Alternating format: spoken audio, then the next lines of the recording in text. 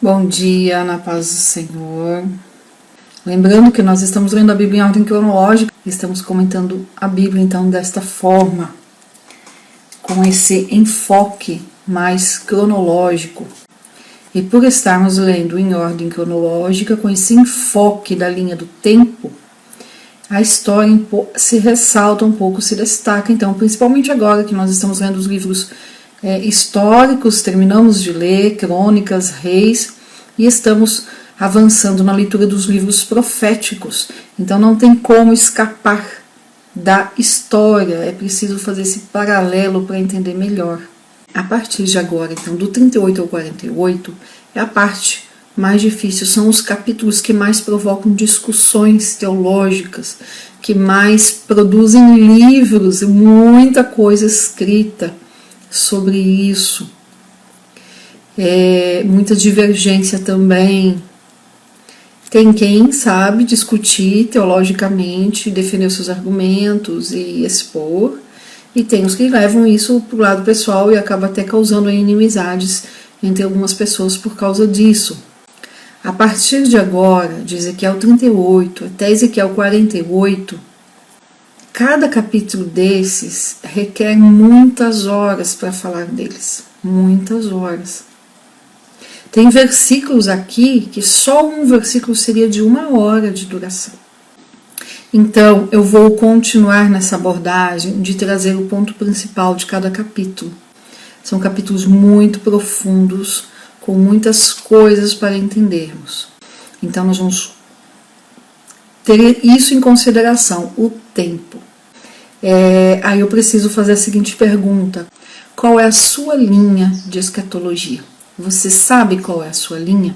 Você conhece a sua linha de escatologia? Então, assim, primeira coisa, conheça a linha escatológica da sua igreja. Se não conhece, hoje a maioria das igrejas já tem site, vai no site e procura lá a visão da igreja, ou então o Cremos. No Cremos, ou chamado também de credo, estará escrito a linha da sua igreja, tá bom? Pode ser que não esteja escrito exatamente a linha escatológica da nossa igreja, não, mas vai estar escrito assim: nós cremos no arrebatamento em tal data, em tal época, nós cremos nisso, nisso e naquilo, falando então os assuntos de escatologia. Por quê? O que eu estou falando isso, né? Eu não sei qual é a minha, vai atrás da sua igreja e veja. A minha igreja não tem definido. Eu sempre acreditei que todas as igrejas tinham a sua linha escatológica definida, mas eu fiquei sabendo, né? Uma pessoa que segue aqui me falou: não, mas eu não sei, minha igreja não tem nada definido. Eu falei: não, tem sim, todas as igrejas têm. Aí ela me passou os dados da igreja dela, eu fui pesquisar e a igreja dela realmente não tem definido. Deixa livre para os fiéis da igreja, cada um escolher a sua, tá? Bom, o que eu tô falando, né? Por que as pessoas confundem tanto escatologia? Justamente porque tem muitas linhas. Tem 3 principais linhas, né? Vamos dizer aí 4, né? Vamos falar 4 assim, só para, né, dar aquela pitadinha de dificuldade. E dentro de cada linha não é coeso, não é homogêneo ainda as coisas, porque a Bíblia tem muita coisa, né? Muita coisa, muitos detalhes. Então, dentro de cada linha ainda tem as divergências, muitas vezes, sobre alguns detalhes. O que vai acontecer aqui de agora em diante? Eu vou até explicar por cima as outras linhas, mas com detalhes eu vou explicar aquela que eu acredito. Por quê? Por 2 motivos. Eu vou falar daquilo que eu acredito. Não tem tempo de ficar em cada item, ficar falando de todas as linhas teológicas, de todas as linhas de escatologia. E também eu não quero, quando a gente fala de todas, a gente acaba abrindo espaço para polêmica, para discussão e para uma série de coisas, e eu não quero isso. O meu objetivo é explanar a palavra de Deus. Eu não quero que seja um ponto de polêmica, eu quero que seja um ponto para propagarmos a palavra de Deus. O nosso objetivo é chegar na eternidade com Deus. Dentro disso, a gente vai expondo e vai falando da palavra de Deus. Tá? Então, eu não vou ficar explicando as linhas teológicas, as linhas de escatologia de todo mundo. de todas as linhas que existem. Eu vou até citar como vou fazer agora. E vou, claro, explicar dentro daquela que eu acredito. Por que as pessoas ficam confusas de teologia? Por quê? Porque vai numa igreja que acredita em A, escuta na internet o pregador que acredita na linha B e compra um livro para ler da linha C. E aí entra na cabeça, gente, se a pessoa não tem estudo para poder distinguir isso, a pessoa confunde tudo. É isso que acontece hoje. Por que tem tanta gente confusa com escatologia, por exemplo? Porque escuta todas as linhas.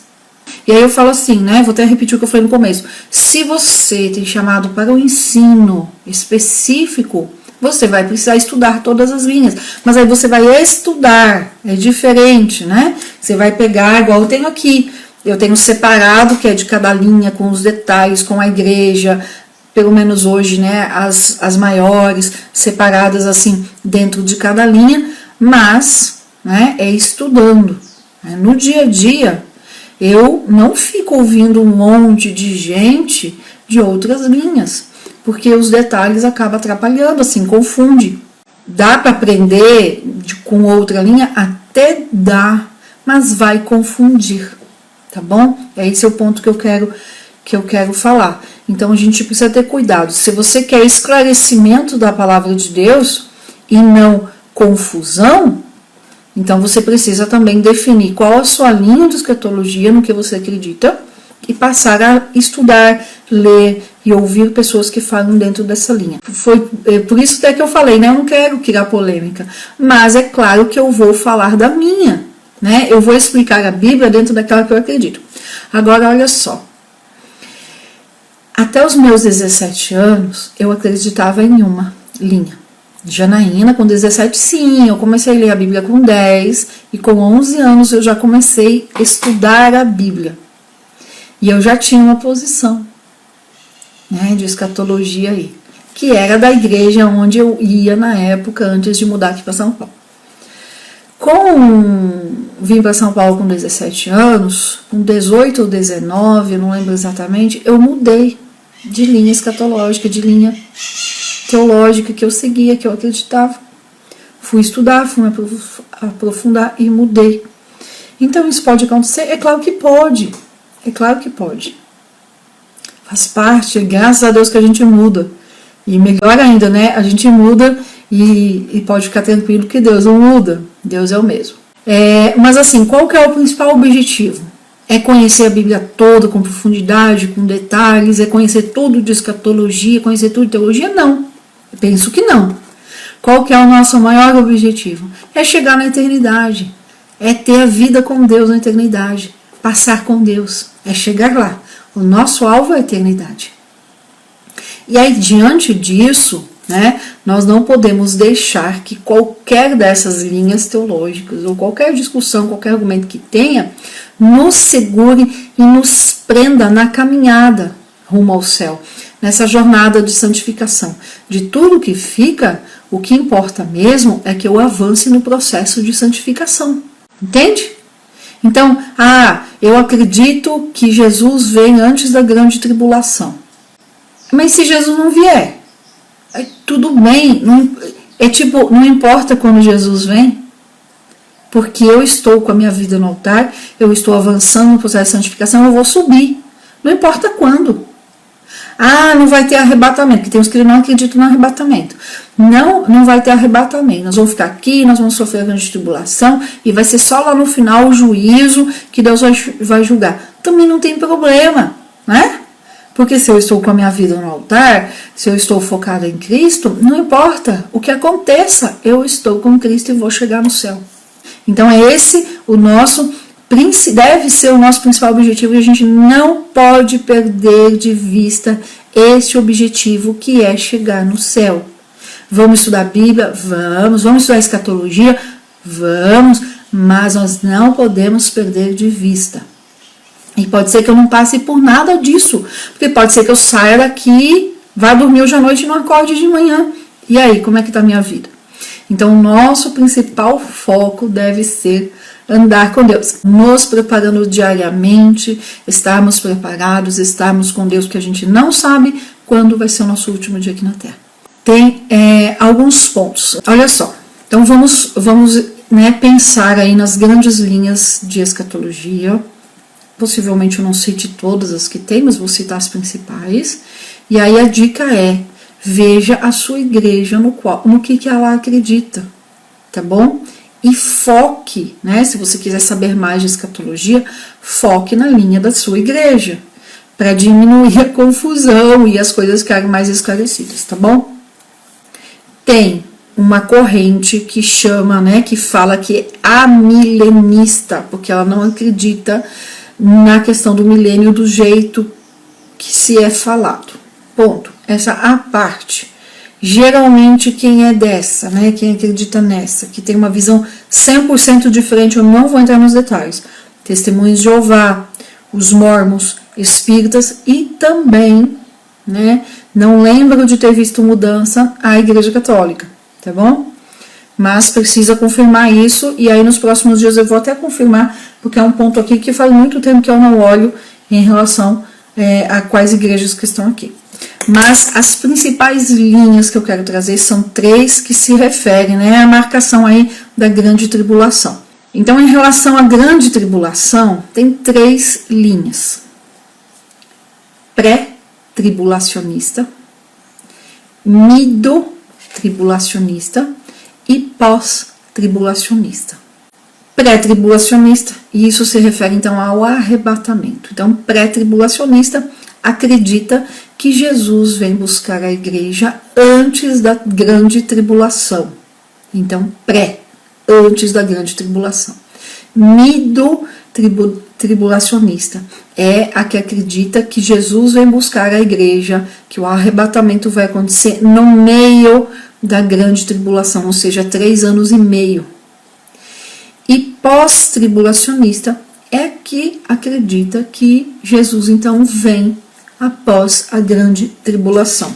Então, quando a gente vai falar de todas as coisas de escatologia, cada linha posiciona os acontecimentos antes ou depois da grande tribulação, e aí muda um pouquinho de lugar os acontecimentos. Eu, até os 17 anos, acreditava no mido-tribulacionismo. Então, eu acreditava, e a igreja onde eu estava, lá no sul, ainda é assim. Eles acreditam que a igreja vai entrar na grande tribulação, vai passar pelos primeiros 3 anos e meio, e no meio da grande tribulação, Cristo vem e tira a igreja aqui da terra. Mido-tribulacionista. Era a linha que eu acreditava. E aí, quando eu vim para São Paulo, fui estudar a Bíblia com mais recursos, e fui me atentar a algumas coisas, e aí eu mudei de posição, e hoje eu sou, então, desde os meus 17 anos, e aí só por curiosidade eu estou com 42, então já são quanto? 25 anos que eu acredito no pré-tribulacionismo. Eu sou pré-tribulacionista, é a linha que eu defendo, e dentro dessa leitura que nós vamos começar a falar aqui de escatologia, eu vou explicar, então, os pontos dentro daquilo que eu acredito, tá? Porque não dá tempo de explicar todas as linhas, isso é para um curso de teologia, não dá tempo mesmo. E mesmo no curso, gente, eu que já fiz, por exemplo, os professores falam das linhas de uma forma geral, e quando é daquela que eles acreditam, aí eles explanam mais, porque é natural, tá bom? Então vamos para Ezequiel 38. Aqui em Ezequiel 38,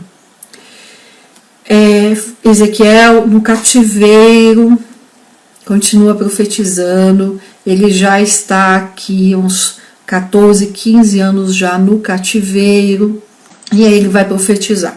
Então ele está no cativeiro, e para Deus não deixar, para não ficar dúvida de com quem ele está falando, Deus fala para ele: vira o teu rosto para o tal lugar, que é para deixar claro, e essa profecia com certeza chegou nos lugares, tá bom? Então a partir do 38 até o 48 é escatologia pura. Tem alguma coisinha que aconteceu? Já tem, pouquíssima. Enquanto nos primeiros 24 capítulos de Ezequiel, do 1 ao 24, era muito mais acontecimentos que na época era evento futuro, mas que já aconteceu, Aqui do 38 até o 48 não aconteceu ainda. O percentual que aconteceu é muito pouquinho, tá bom? É muita coisa, né, pra frente. Filho do homem, dirige o teu rosto contra Gog, a terra de Magog, príncipe e chefe de Meseque e Tubal, e profetiza contra ele. Bom, e aí, gente, assim, dentro das linhas escatológicas que eu falei, cada um vai defender uma coisa aqui, tá? Eu já vou falar aqui dentro daquilo que a gente acredita. E dize, assim diz o Senhor Deus, eis que eu estou contra ti, ó Gog. Acompanhe na sua Bíblia. Príncipe e chefe de Meseque e Tubal. O 4. E eu te farei voltar, e porei anzóis nos teus queixos, e te levarei a ti, e a todo o teu exército, cavalos e cavaleiros, todos completamente equipados, grande multidão com escudos e rodelas, todos portando espadas. Então, esse pôr anzóis é no sentido de prender, de fazer aí, no sentido de escravo. Há muitos anos, eu não sei a idade aí de vocês, mas eu lembro quando eu comecei a estudar teologia lá com 17, 18 anos, ou seja, faz 25 anos que eu estudo isso, falava-se muito, né, que Gog era a Rússia, que era a União Soviética antes de cair, né, o socialismo, o comunismo lá, a ditadura, e enfim, pegava todo esse bloco chamado União Soviética e apontava que Gog era lá. Tá? Hoje nós temos um entendimento que Gog, na verdade, é a pessoa do anticristo. Porque, veja, hoje eu leio e entendo isso, né? Porque está no português. Dirige o teu rosto contra Gog, a terra de Magog, o príncipe e chefe de Meseque. Então, Deus está falando aqui com uma pessoa. Claro que daquela terra, daquela região, mas não é a Rússia. Tem muita coisa, gente. Porque é a União Europeia, é isso, é aquilo. Nós vamos ver que algumas coisas sim, outras não, outras mudaram, veio, né, desenvolver um pouco mais, teve entendimento, enfim. É o seguinte, a Bíblia dá espaço para a gente conjecturar e fazer, né, algumas definições. Mas nós não podemos ser ferro e fogo, né? Dizer, não, é a Rússia. Tem quem fez isso, não sei o que fala hoje, porque claramente que não é a Rússia. Agora dizem que é a China, pois é, mas né, devem ser tratadas como conjecturas, porque a Bíblia, se fosse para afirmar com certeza, a Bíblia afirmaria. Então são conjecturas e a gente tem que ter muito cuidado nisso. Mas olha só, né? Quem está junto aqui com eles? Persas. Veja o versículo 5. Existe uma defesa muito grande hoje que o anticristo virá da descendência de Ismael, por exemplo, que são principalmente ali os muçulmanos.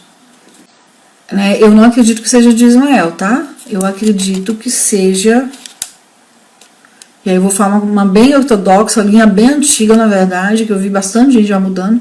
Eu acredito que o anticristo é da linha, descendente de judeus, tá bom?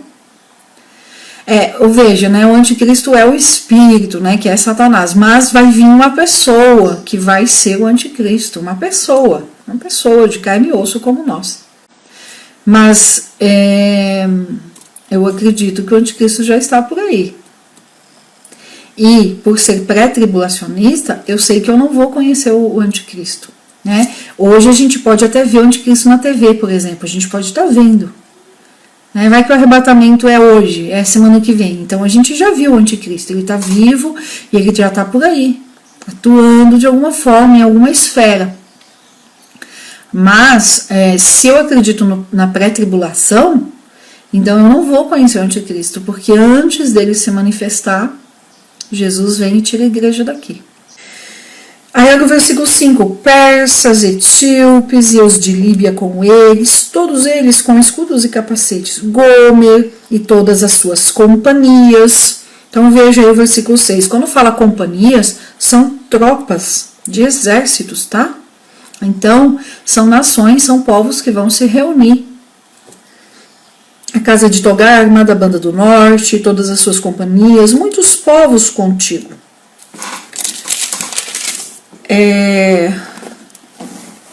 Então veja só, né, aquela história de ser Rússia, né? Na verdade pode ser até que a Rússia esteja aqui junto, mas ela não é sozinha. Então quem vem para essa luta aqui de Gog e Magog não é uma nação, mas é uma aliança de nações, tá bom? Então a referência aqui no 38, né, de Gog é o anticristo, é uma pessoa que possivelmente não seja um governo mundial, como também a gente já, né, fala e já falou muito, mas possivelmente um governo, um líder que seja de uma nação, mas que vai ter poder, influência e tudo que precisa para isso, para unificar não as gestões, né, os governos em si, mas os poderes do mundo. Então terão alianças, e aqui vai ser formado então uma aliança na liderança desse senhor, desse homem anticristo que a gente não sabe quem é. E aí Deus fala, né, te prepara, dispõe-te, você e a multidão do teu povo, e serve você de guarda para eles. Tipo, né, aqui é a ironia de Deus, o sarcasmo de Deus, né, o 7. Vai, Gog, junta com todo esse povo aí, faz essa aliança, prepara, dispõe-te. Ou seja, fica em fileira, né, como um exército. Tu e a multidão que está com você, mas serve você de guarda para eles. Ou seja, porque não vai adiantar. Ao versículo 8, depois de muitos dias tu serás visitado, no fim dos anos virás à terra que se recuperou da espada e que veio de muitos povos contra os montes de Israel, que sempre serviram de assolação, mas aquela terra foi tirada dentre as nações, e todos eles habitarão seguramente. Esse versículo não, né, todo esse capítulo aqui é uma profecia que ainda não aconteceu. A terra, né, que se recuperou da espada aqui, começa essa recuperação, então é algo que está em andamento. Começou lá com a criação da nação de Israel, em 48, tá? Mas começou, né? Que veio de muitos povos, né? A expressão ali que veio de muitos povos, que se recuperou da espada e que veio de muitos povos. São todos aqueles que foram contra Israel se tornar uma nação. A gente exalta muito que Oswaldo Aranha assinou ali o decreto, foi uma das assinaturas, foi um voto ali decisivo para a criação de Israel, mas teve muitas nações que assinaram contra, não queriam que Israel se tornasse uma nação. Vocês sabem como é que foi esse procedimento de Israel se tornar uma nação? Foi depois da Segunda Guerra Mundial, foi depois do Holocausto, e foi uma forma, entre aspas, eu vou falar isso de uma forma até superficial, que ninguém se ofenda, mas foi até uma forma de tentar como que compensar, como que guardar Israel de que passasse por essa situação do Holocausto de novo. Então, olha, tudo que aconteceu com vocês no Holocausto, né, toda essa situação, então agora a gente vai criar uma nação para vocês ficarem lá no lugar de vocês, para tentar, né, impedir que aconteça de novo, tá? Resumindo, foi isso, mas foi depois do Holocausto, foi depois da Segunda Guerra Mundial, quando as coisas começaram a se aquietar, quando viu-se o horror, os milhões de pessoas que morreram, foram 6 milhões de judeus que morreram no Holocausto. Então você vê que hoje tem quantos judeus em Israel hoje, né? Tem 6 milhões. Então você vê que morreu muita gente, muita gente, muita gente. Então foi como que uma forma de, né, criar um lugar para que não acontecesse o Holocausto de novo, tá? Mas muitas nações voltaram contra a criação da nação de Israel, né?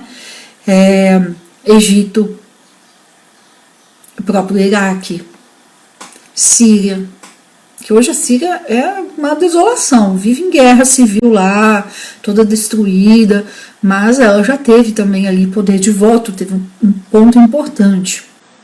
E veja só, né, para aqueles que falam da Rússia, né, que a Rússia vai ser a nação, a Rússia votou a favor da Constituição da nação de Israel. A Rússia foi um dos que votou a favor. Vamos aqui nesse versículo ainda. Lembra que eu falei? Um versículo aqui dá para falar 1 hora. Um deles aqui é o 8, né? Só de você trazer essa história da criação de Israel já dá muito pano para manga. E olha só, a gente acha que a lei no Brasil ela é demorada, as coisas demoram, mas vamos pensar aqui só um pouquinho. Né? Eu não lembro as datas direito, então exatamente o dia, tá? Mas vai dar para entender o que eu quero dizer. O decreto da criação do Estado de Israel foi feito pelas Nações Unidas e ele foi feito e assinado no final de abril de 48, não lembro o dia. Mas a nação de Israel só passa a existir de verdade no início de maio, porque um decreto ele só tem validade depois que ele é publicado. E o decreto da criação do Estado de Israel foi assinado em abril, mas o dia seguinte, o dia útil, vamos chamar assim, de publicação pelas Nações Unidas, só aconteceu em maio. Tinha um trâmite burocrático ali antes da publicação e demorou uns dias. Então só foi publicado em maio, que aí sim aconteceu então a criação do Estado de Israel. Mas tanto Israel como o mundo é comemorado como que sendo criado em abril, final de abril. Mas não foi, oficialmente é só em maio, por causa dessa demora e essa burocracia. Essa expressão aqui, né, que sempre serviram de assolação, mas aquela terra foi tirada dentre as nações.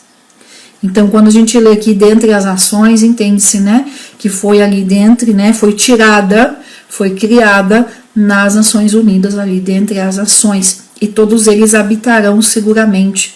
Então, quando que acabou toda essa questão da Segunda Guerra, do Holocausto, tudo isso, então teve essa discussão e Israel quis, então, exigiu como uma forma de segurança futura ter a própria nação.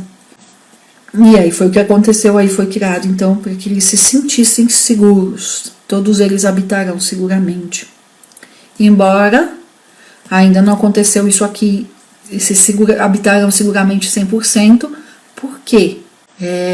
Lembra que eu falei isso essa semana, em algum capítulo aí de Ezequiel, eu falei. A nação de Israel hoje, diante daquilo que Deus falou que é para ser lá para Abraão, lá em Gênesis 12 ou 15, depois para Moisés, depois para Josué, não é o que está hoje lá. É bem pouquinho menos da metade, né? Ou um pouquinho mais da metade. Tem muita coisa lá ainda que não pertence a Israel, por isso os conflitos hoje. Palestina, parte ali da Jordânia, tem muita coisa ali que ainda não pertence à nação de Israel, mas biblicamente é de Israel. Então ainda não está constituído isso aqui da forma como Deus falou que vai fazer, porque Deus vai restaurar para Israel não só a restauração de povo juntando as 12 tribos, mas também a restauração das terras, do espaço físico. E nós vimos isso aqui em Ezequiel 36, Deus falando: vou juntar novamente os dois reinos. Isso envolve espaço geográfico. Deus fala: vou juntar. Não foi aqui que nós lemos no 36? E aí no 37 também, que Deus fala assim: Ezequiel, escreva, né, os dois reinos aí em pedaços de madeira e junte. Por quê? Porque Deus vai juntar o reino do sul e o reino do norte. E isso é falando geograficamente. E Deus fala assim: vou reconstruir as cidades, vou fazer tudo de novo. Ou seja, é físico. No 37 nós vimos lá o vale de ossos secos. Então Deus falando de restauração espiritual, restauração de vida, vida com Deus. E aqui no 38, olha que interessante, né? No 36, no 37, nós vimos então Deus fazendo uma promessa. São profecias, envolve escatologia, mas tem as promessas ali de restauração.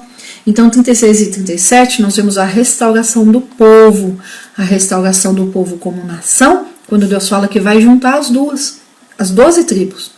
Restauração espiritual, ou seja, povo de Deus. Deus fala de restauração geográfica, todas as cidades, até as terras. E aqui no 38 vai falar o quê? De restauração da supremacia, restauração da soberania de Deus. Os povos, o mundo ver que Deus é Deus e Ele é soberano. É esse aqui o principal ponto no 38. A gente acaba muitas vezes ficando muito ali entre Gog e Magog querendo entender isso, mas lembrem que eu tenho falado, porque a gente lê a Bíblia querendo ver Deus. Então o que Deus quer mostrar aqui no 38? Que Ele é o soberano. E essa guerra de Gog e Magog é para justamente restaurar. Veja, Deus não deixou de ser soberano, mas perante as nações, então, vai ter essa restauração da supremacia, da soberania de Deus. Esse é o principal ponto aqui no 38. Embora os teólogos fiquem aí, né, brigando por conta de entender Gog e Magog, mas o ponto aqui é Deus mostrando a sua soberania, sua supremacia. Lembra lá quando o povo está no deserto e eles estão avançando em direção à terra prometida? Tem aquelas 2 tribos e meia que falam assim: Moisés, olha, a gente não precisa chegar na terra prometida. São os conformistas, né? Não precisa chegar na terra prometida. A gente fica aqui, olha, aqui nesse espaço aqui. Nós vamos ficar aqui, tá bom? A gente se contenta com isso aqui. Não precisa ir lá para a terra prometida, não, Moisés.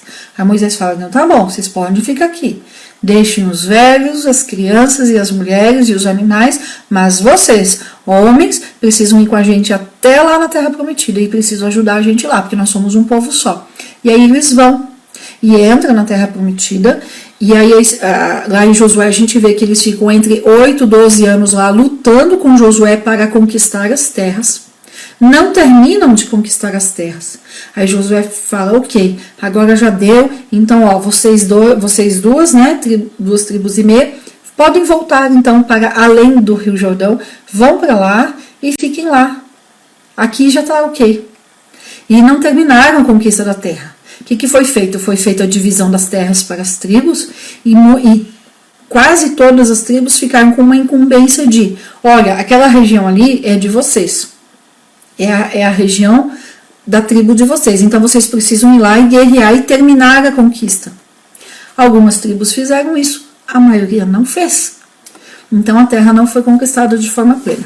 Essas 2 tribos e meia que não quiseram morar na terra prometida, em Canaã, que ficaram do lado de lá, quando o reino do norte foi invadido, nós vimos lá em 2 Reis 17 e 18, quando o reino do norte foi invadido, os primeiros destruídos foram essas 2 tribos e meia. E essas 2 tribos e meia, essa terra, até hoje não pertence a Israel. Foram os primeiros a perder a terra e eu penso, né, que serão as últimas terras ali que vão se agregar a Israel novamente. O término da conquista está lá em Josué 10, a partir do 28. E aí depois nós vamos ver o dia da vitória, capítulo 11 de Josué. Gad, Ruben e Manassés, que Manassés é a meia tribo. Lá em Josué 18, nós vamos ver lá a partir do versículo 2, a terra não possuída. Algumas coisas aqui pra gente, já que voltamos na história. Das 12 tribos, Levi não tinha herança de terra. A tribo de Levi, porque a herança é o Senhor. Eles tiveram cidades espalhadas por toda Israel, que na divisão ficou um pouco no Reino do Norte, um pouco no Reino do Sul, e isso é estratégico, Deus é estratégico. E das outras tribos que elas tinham que continuar a conquista, não conquistaram muita coisa. Então, se você ler depois de Josué 18 em diante, você vai ver que elas não conquistaram. Por quê? Porque fizeram marcha lenta, que é típico de muitos de nós. Deus dá algo, e a gente vai no outro ritmo, a gente não vai no ritmo de Deus, do jeito que Deus quer. E aí, vai se conformando pelo caminho, porque dá trabalho conquistar, dá trabalho fazer as coisas. E quando a gente lê aqui, nesse capítulo 18, se você pegar um papel e um lápis e começar a identificar ali a partir do 18, vai lá até o capítulo 20, até o capítulo 19, e aí depois do 20 ou 21 ali vai falar dos levitas, tá? O que você vai ver? Que das tribos que tinham que fazer a conquista da terra, como eu falei, elas não conquistaram tudo, por quê? Porque foi marcha lenta, diminuíram a marcha. É marcha lenta, gente, eu não sei outra expressão. Não foram no ritmo que deveriam ir, e aí não conquistaram tudo que tinham que conquistar no tempo que era para conquistar, que era para fazer guerra. Então Josué fala, ó, vão até para onde vocês estão, essa aqui vai ser a terra de vocês, mas vocês chegando lá, vocês precisam continuar conquistando. Vocês vão ter que derrubar aquela mata, aquelas árvores, vocês vão precisar tirar aqueles eus de lá, que eram povos que estavam ali, e eles não fizeram isso, e aí perderam, né? E a briga que está lá hoje é porque Israel quer as terras que Deus deu os limites para Moisés, para Josué, lá para Abraão, e o povo não quer ceder. Mas muita coisa não foi nunca conquistada pelas tribos de Israel. Tem terras que Deus falou que era, mas que nunca foi lutada, nunca foi conquistada pelos judeus, porque eles diminuíram a marcha e se conformaram com aquilo que conseguiram no primeiro momento de guerra. Capítulo 22 de Josué. Rubens, Gades, Manassés. Muito bem. Vamos voltar aqui para o 38 então. Então, dos versículos 1 ao 9, Deus vai dar essa profecia para Ezequiel contra Gog e Magog. Então, o que fica de mais importante aqui não é a Rússia, não é um país em si, mas é um líder político que vai, por sua influência, por seu poder de influência, pela sua gestão, por várias coisas, vai conseguir reunir sobre a sua liderança vários povos, muitos povos, contem aí. E aí, do versículo 10 ao 17, nós vamos ver que Gog se levanta então contra Israel. Do 17 ao 20, vamos avançar aqui, Deus vai falar contra então ali Gog, e aqui nós vamos ver que Deus vai destruir Gog nesta batalha do Armagedon, que é escatologia, né? Já repetindo tudo aqui, escatologia. Nações contra Israel, na liderança do anticristo, que é uma pessoa. Só que assim, o que pega aqui nesse final de 38? Que Deus vai vencer, Gog será destruído. Vamos ler aqui alguns versículos. Versículo 17. Assim diz o Senhor Deus, não és tu aquele de quem eu disse em tempos passados, pelos meus servos, os profetas de Israel, os quais profetizaram naqueles muitos tempos que eu te traria contra eles? Então, que profetas aqui que Deus estava se referindo? Aqueles que já passaram. Então, quais profetas que já profetizaram aqui contra os inimigos de Deus? Nós vimos Isaías. Nós já vimos, Daniel está profetizando que já nesse tempo aqui, Daniel vem depois, então Isaías, já vimos Jeremias também profetizando contra os inimigos de Deus, e principalmente aqui Ezequiel, que é mais direto nessa parte de escatologia. E acontecerá naquele tempo, quando Gog vier contra a terra de Israel, diz o Senhor Deus, que subirá a minha indignação à minha face. Por que eu não vou entrar tanto nessa batalha do Armagedon? Porque nós vamos ver, ou Armagedon, como dizem alguns, nós vamos ver de forma bastante detalhada em Zacarias, tá bom? Porque disse no meu zelo e no fogo do meu furor, que naquele dia certamente haverá grande temor sobre a terra de Israel. De tal modo que os peixes do mar e as aves do céu e os animais do campo e todo o réptil que se arrasta por sobre a terra e todos os homens que estão sobre a face da terra tremerão na minha presença, e os montes serão derrubados e os precipícios se desfarão e todos os muros desabarão por terra. Eu não vou ver esse negócio aqui não, tá? Eu não vou ver não, porque eu acredito que eu não estarei aqui para ver isso. Existe uma linha teológica que coloca tudo isso aqui como alegoria. Veja, não como figura de linguagem, mas como forma de interpretar. dizendo que tudo isso aqui é simbólico. Então, falam, por exemplo, que aponta aqui para o mundo, a igreja, uma questão mais espiritual. Deixa eu ver onde está o 39 aqui, que eu fiz a anotação sobre isso.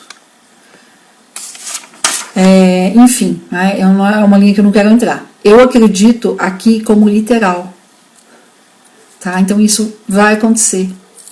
É uma guerra mesmo, não é simbólica. Mas é uma guerra que vai acontecer lá, depois.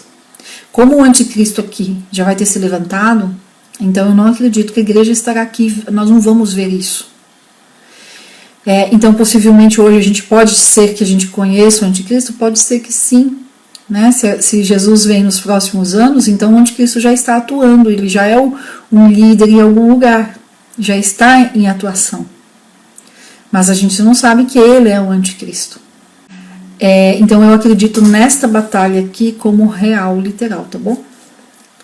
E em todos os meus montes chamarei contra ele a espada, diz o Senhor Deus, a espada de cada um se voltará contra o seu irmão.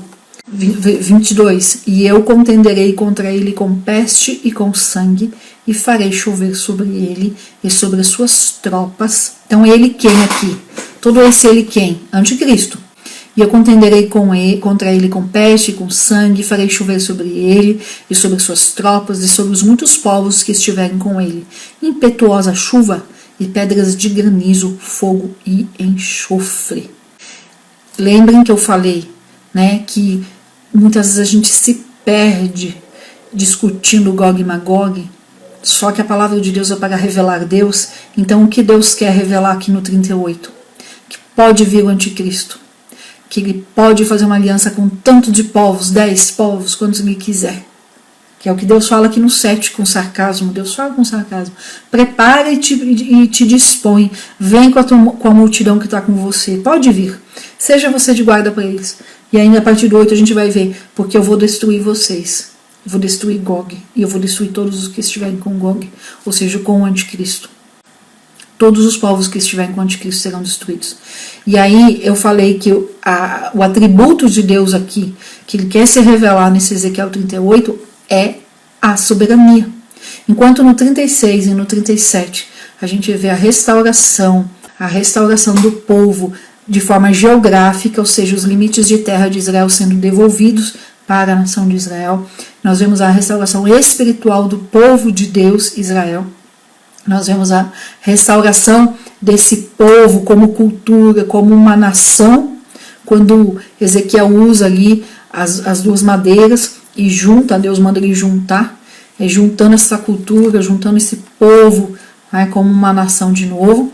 E aqui no 38, então, essa restauração da soberania de Deus diante das nações. Com uma guerra dessas, Deus mostra o quanto ele é soberano, quanto ele é supremo. Ele manda, ele fala, olha, eu sou Deus, eu que controlo todas as coisas. Então ele manda chuva, o 22, ele manda peste. Sangue é o que? É briga, é espada. Farei chover sobre ele. Impetuosa chuva, pedras de granizo, fogo e enxofre. Então tudo isso vai acontecer aqui nessa guerra. Deus mostrando a sua soberania, o quanto ele realmente criou. E ele não só é Deus criador, que como muita gente acha, que criou e se afastou e ficou lá longe só olhando. Não, ele está aqui envolvido com a história da humanidade. E ele está cuidando dos seus. E aqueles que se levantam contra o seu povo, está se levantando na verdade contra Deus, e Deus vai destruir. E aí Deus usa os elementos da natureza que ele criou, que ele controla, para vir contra esse povo, contra o anticristo e a aliança de povos. Versículo 23, e assim eu me engrandecerei e me santificarei e me farei conhecer aos olhos de muitas nações e saberão que eu sou o Senhor. Até aqui é como que Deus segurasse, contivesse a sua ira contra o pecado, contra a maldade, a perversidade desse mundo. A partir daqui então, Deus é como que Deus falasse assim, segurei até aqui, agora eu começo a derramar.